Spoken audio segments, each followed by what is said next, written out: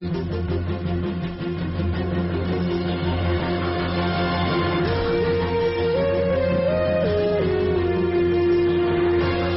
in the day when I was still in South Africa, East London in South Africa to be more specific, we used to make a lot of these rings.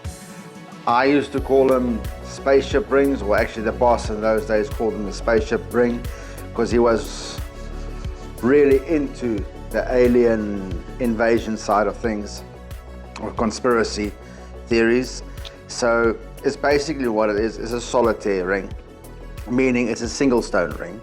And the single stone is set in a bezel or rub set on top of a knife edge band, and the underside is cut out.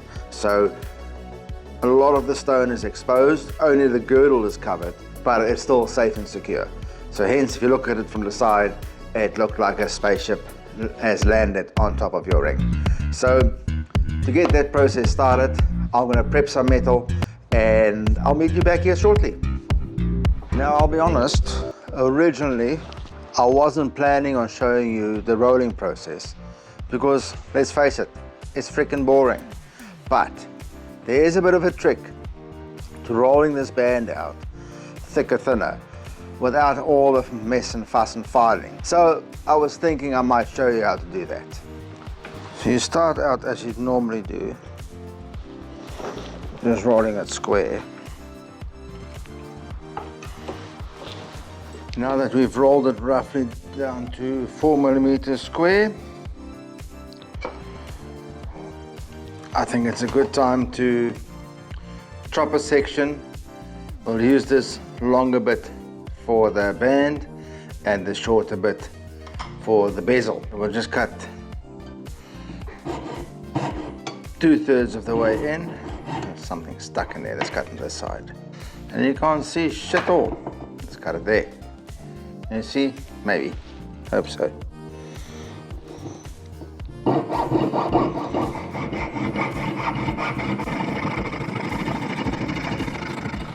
So now that we've got it cut, separate the piece. So we'll roll the bezel piece first.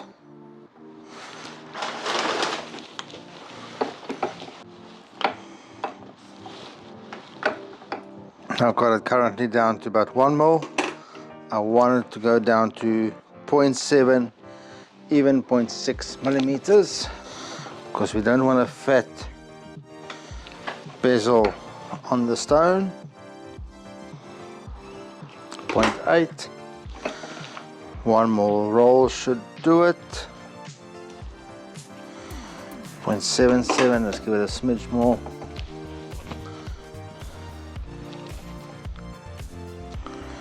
0.67, I'm happy with that.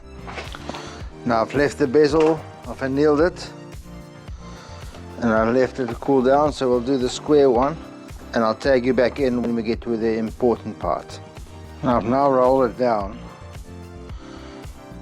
to about 2.75 millimeter, and it's a bit too long for what I need, so I'll just cut a piece off. Easier said than done. There we go. So all we need is that. So I'd like the ring to finish 3.5 millimeter wide, and where the raised section is going to be, that to be about 3.5 millimeters as well. So this is where the tricky bit comes in, or the trick I told you about earlier now comes into play. Let me flip the camera again. So what you're going to do, you're going to mark off roughly, let's do it 12 millimeter, we can always file away. Just mark it lightly with your vernier, then find your marks again and mark it with a vivid that doesn't work. Then mark it with a vivid that does work. Ain't that grand? So roughly 10-12 millimeters in the center, roughly the center. I went and I cut it a little bit shorter. That longer bit threw me off. So what we'll do, we'll place it in our flat roller, this side, this way in, and we're only going to roll up into the point of the black marks, the vivid marks. So let's do that. The one side, up to the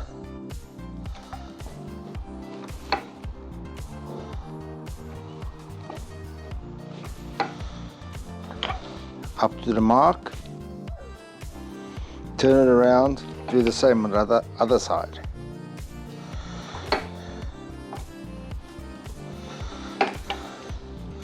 Up to the mark, tighten your roller and repeat. It's going to be easier now because where you've stopped rolling the first time actually has a little bump, and it gives you a bit of guidance and kind of stops by itself or starts resisting. Let's do the same and do that a few times. Oops. Until you get to about 1.5 millimeters thick.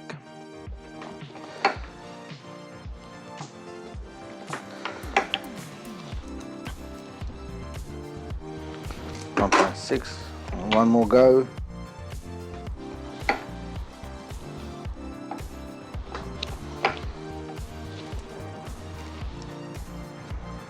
That should do.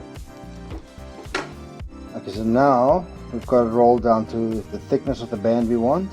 Now we've got to focus on the center bit. So we'll put it in diagonally. So that's a flat band. We'll turn it sideways and then put it in. Open the roll up and close it down on the center of the square. Push it down a little bit, then start rolling in short bursts back and forth. Tighten it again, back and forth. Tighten it again, back and forth, and so on until you get to your desired thick. Technically what you want to do is get to your desired height, because we're going to leave a little room. So we're at 3.1. I'm going to try and get it to 3.5 high.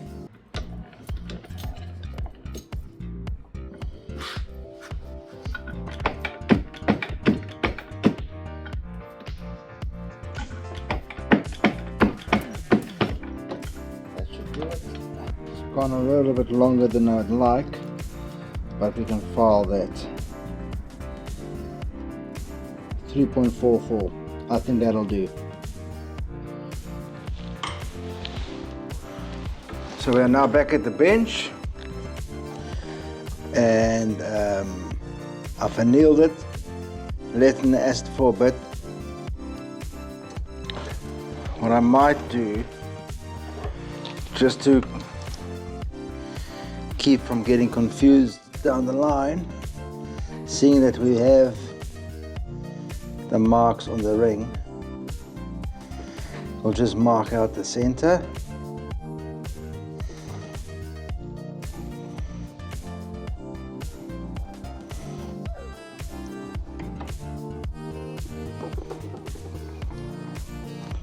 I think this side we'll use for the inside, that one, because it's a little bit rough. So let's mark it all the way around and do a little X marks the spot, and that'll be where we will mark it out and cut out the bit for the stone.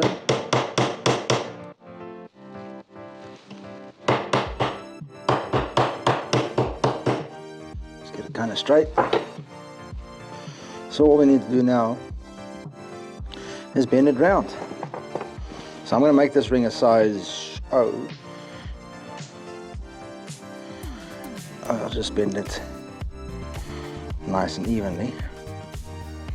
Well, as even as possible.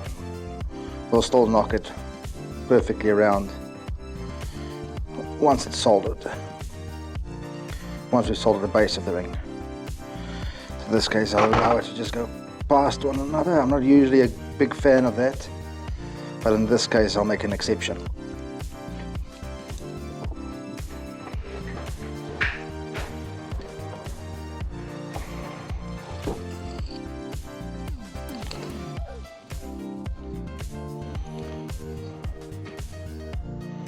So what's that in size O? This is 7.5 for our US friends.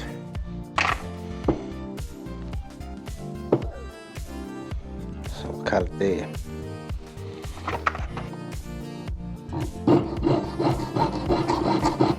So what I'll do now is I'll get this nice and aligned, get it soldered, get it round, and then I'll tag it back in once I've done that.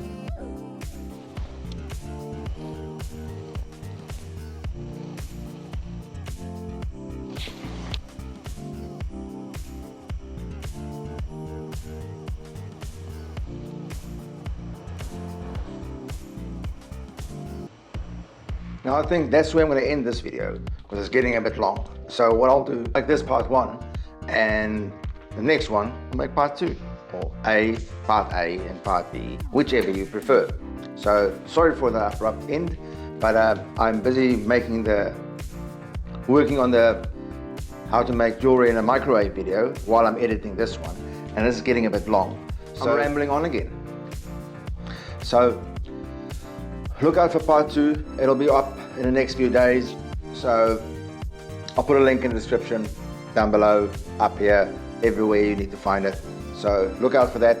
It's quite a goodie to watch. There's a few tips and tricks you might pick up. If you learned anything from this video or you found it useful, please do me a favor, like and subscribe, and I'll catch you on the next one. Stay sparkly, Chunky Jeweler out.